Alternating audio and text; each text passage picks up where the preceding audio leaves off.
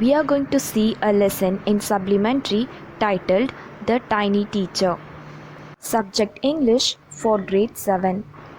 Can you name the smallest insect you have seen and the wisest? Is it the fly? No, it isn't. Is it the mosquito? No, not the mosquito. Then it must be the worm. No, none of these. It is the ant, the commonest, the smallest, but the wisest insect. The story of an ant's life sounds almost untrue, but people have kept ants as pets and have watched their daily behavior closely, so we know a number of facts about this tiny, hardworking, and intelligent creature. An ant uses its feelers or antennae to talk to other ants by passing messages through them. Watch a row of ants moving up or down the wall. Each ant greets all the others coming from the opposite direction by touching their feelers. There are many kinds of ants. The commonest among them are the black or red ones. We have seen them since we were children, but haven't paid enough attention to them. Where do they live? In their comfortable homes called nests or anthills. Each has hundreds of little rooms and passages. In some of these rooms, the queen ant lays eggs. Others are nurseries for the young ones called grubs. Workers have their reserved quarters. They spend most of their time searching for food.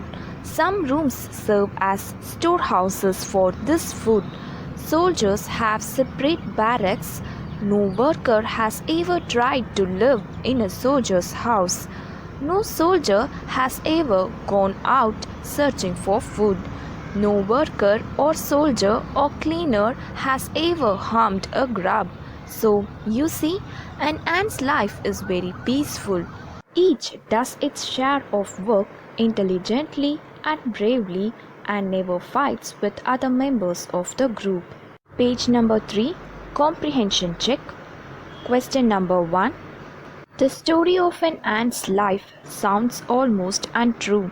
The italicized phrase means highly exaggerated, too remarkable to be true, not based on facts. Answer: highly exaggerated. Question number 2. Complete the following sentences. 1. An ant is the smallest dash insect we have seen. Number 2. We know a number of facts about an ant's life because people have kept the ants as pets and watched their behavior closely. Question number 3. In what ways is an ant's life peaceful? Answer: the ants live in peace because each one does its share of work honestly, wisely, and bravely. They don't interfere in the work given to others. They never fight in their group. The queen is the mother of the entire population of the colony. It lives for about 15 years. It has a pair of wings, but bites them off after its wedding flight. This flight takes place on a hot summer day. The queen leaves the nest and goes out to meet a male ant or drone high up in the air. On its return to earth, it gets rid of its wings and then does nothing but lay eggs. Eggs hatch and grubs come out. Soldiers guard them.